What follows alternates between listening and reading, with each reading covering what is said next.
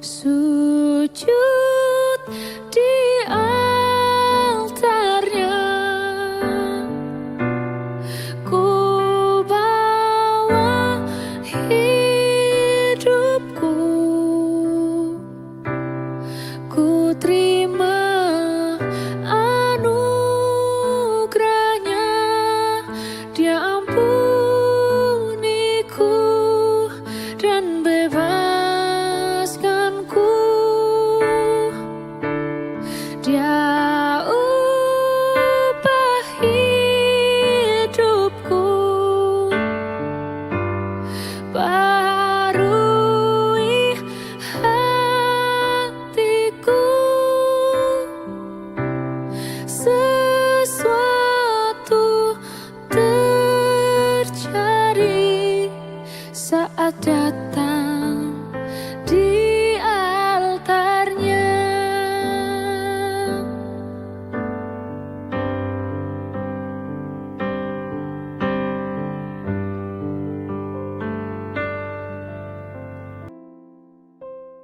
Shalom, selamat pagi saudara-saudara.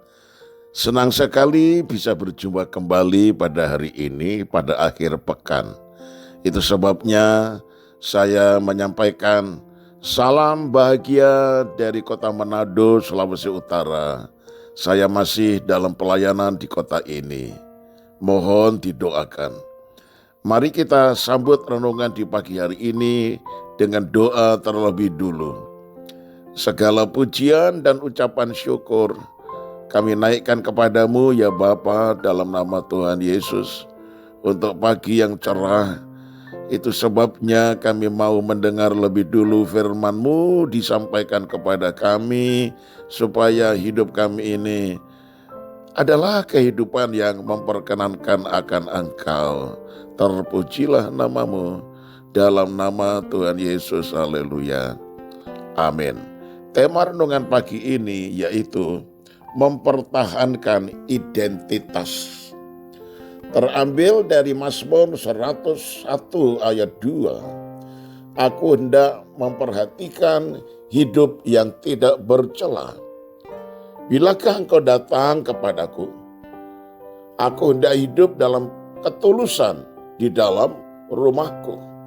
Nah saudara, pada masa ini kejahatan begitu merajalela, mulai dari percabulan, korupsi, hingga penipuan pajak dan sebagainya. Begitu marak pula selebritis yang tertangkap karena menggunakan narkoba. Uang dan popularitas telah membius mereka. Mengapa mereka menggunakan narkoba? Untuk menenggelamkan kesedihan mereka mencari kebahagiaan atau lari dari permasalahan hidup. Mereka sudah kehilangan identitas diri sebagai orang percaya yang telah ditebus dan diselamatkan. Haruskah kita turut tenggelam dalam kehidupan dunia yang menyesatkan ini? Ketika norma-norma masyarakat mulai memudar, haruskah identitas kita sebagai umat pilihan Tuhan turut juga memudar dan mulai berkompromi dengan dosa seperti mereka? Justru di tengah-tengah dunia yang gelap ini, hendaklah terangmu bercahaya di depan orang, supaya mereka melihat perbuatanmu yang baik dan memuliakan Bapamu yang di sorga. Matius 5 ayat yang ke-16. Nah saudara, kita harus bisa mempertahankan identitas kita ini dan tetap menjaga diri supaya hidup kita membawa pengaruh yang positif bagi orang lain. Mungkinkah? Tidak ada yang mustahil bagi orang percaya. Daniel mesti hidup di negeri asing yang penuh dengan kesenangan dan penyembahan berhala, tetap bertekad menjaga identitasnya sebagai orang percaya agar dirinya tetap murni dan menolak untuk mencemarkan diri dengan hidangan raja. Tertulis, Daniel berketetapan untuk tidak menajiskan dirinya dengan santapan raja dan dengan anggur yang biasa diminum raja. Dimintanyalah kepada pemimpin pegawai istana itu supaya ia tak usah menajiskan dirinya. Daniel 1 ayat 8. Daniel berani hidup berbeda dari orang lain dan mampu mempertahankan identitas rohaninya meski berada di tengah-tengah orang dunia. Dia tidak turut hidup dengan cara-cara duniawi. Nah saudara, ayat mas di atas tadi mengingatkan, aku hendak memperhatikan hidup yang tidak bercela. Ini harus menjadi tekad kita saudara. Nah itu sebabnya apa yang Tuhan katakan mari lakukan dan terapkan dalam hidup saudara. Contoh lain adalah Yusuf yang ketika hidup di Mesir tidak kehilangan identitasnya sebagai orang benar, tetap hidup menghadapi godaan istri Potifar dan lebih memilih lari daripada harus berkompromi dengan dosa. Pemazmur pun berjuang agar hidupnya tetap berkenan kepada Tuhan. Dalam Mazmur 101 ayat 3-4 berbunyi demikian. Tiada kutaruh di depan mataku perkara dursila, percabulan murtad aku benci, itu takkan melekat padaku. Hati yang bengkok akan menjauh daripadaku, kejahatan aku tidak mau tahu.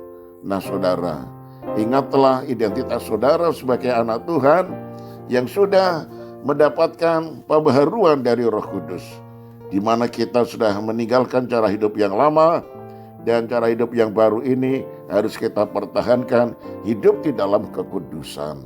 Saya tutup dengan kalimat ini saudara, karena itu jadilah teladan dalam segala hal bagi orang-orang dunia. Amin. Mari kita satu di dalam doa. Firman-Mu memperingatkan kami supaya kami bertekad menjaga identitas kami sebagai anak-anak Tuhan yang sudah dipanggil keluar dari kegelapan menuju kepada terang Allah. Kami sudah meninggalkan cara hidup kami yang lama dan hidup yang baru ini kami letakkan pada mezbah Tuhan, selalu mendengar firman-Mu, lalu mentaatinya, dan kami selalu hidup di dalam kekudusan.